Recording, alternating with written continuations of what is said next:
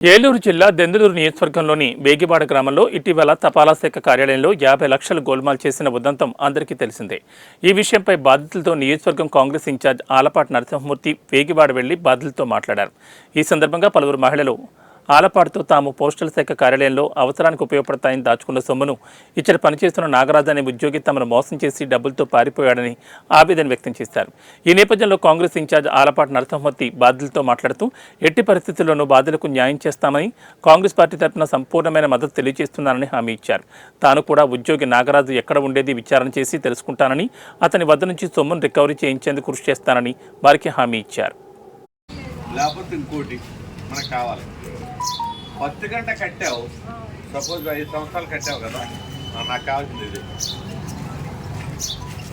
ఇదేంటిది? అది పేర్లు, ఆధార్ నెంబరు చెప్పి మొత్తం జిరాక్స్ ఇచ్చామండి. ఒక కాపీ 5 కాపీస్ ఇచ్చాం. అంటే ఎమ్మెల్యే గారికి చెట్టు, కలెక్టర్ గారు చెట్టు, పెద్ద పోస్ట్ కాడ పోలీస్ స్టేషన్కి ఇచ్చి మా దగ్గర చెట్టు ఉండించుకున్నారండి. చూసారా?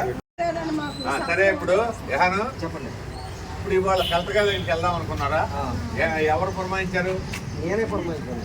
ఎలా, ఎందుకని పురమాయించావు? మొన్న ఎమ్మెల్యే గారు అడిగినాను. ఎమ్మెల్యే గారు అడిగితే ఎమ్మెల్యే గారు ఉన్నారంటే రామచంద్రరావు గారు, అన్నయ్య గారు లక్ష్మీనారాయణ గారు ఉన్నారండి. పోస్ట్ ఆఫీస్ గారు రిటైర్డ్ అయిపోయినారు.